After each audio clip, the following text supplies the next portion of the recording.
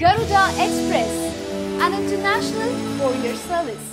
ಹಿಂದೂಗಳು ಬೇರೆ ಧರ್ಮದವರಿಗಿಂತ ಇತ್ತೀಚೆಗೆ ಕಲಬೆರಕೆಗಳಾಗಿದ್ದು ಯಾರೊಬ್ಬರೂ ಪ್ರಶ್ನೆ ಮಾಡುವುದಿಲ್ಲ ಎಂದು ಬಿಜೆಪಿ ಮುಖಂಡ ಖ್ಯಾತ ಚಿತ್ರನಟ ಜಗ್ಗೇಶ್ ಗೋಹತ್ಯೆ ಪರವಹಿಸುವವರ ವಿರುದ್ಧ ಆಕ್ರೋಶ ವ್ಯಕ್ತಪಡಿಸಿದ್ದಾರೆ.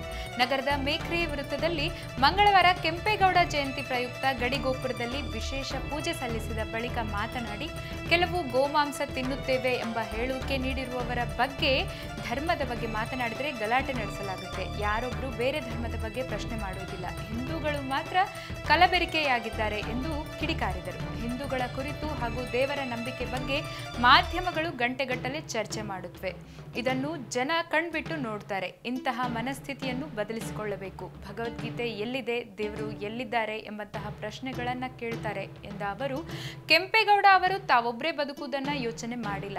ನಾಡಿನ ಜನತೆ ನೆಮ್ಮದಿಯಿಂದ ಸಂಪ್ರದಾಯದಂತೆ ಬದುಕಲು ಬೆಂಗಳೂರು ಕಟ್ಟಿದ್ದಾರೆ ಎಂದು ಕಿಡಿಕಾರಿ. If you like this video, ಬೇಗ ಲೈಕ್ ಮಾಡಿ, ಕಾಮೆಂಟ್ ಮಾಡಿ, ಶೇರ್ ಮಾಡಿ ಹಾಗೂ ಯೋಯೋ ಟಿವಿ ಕನ್ನಡವನ್ನು ಸಬ್ಸ್ಕ್ರೈಬ್ ಮಾಡಿ.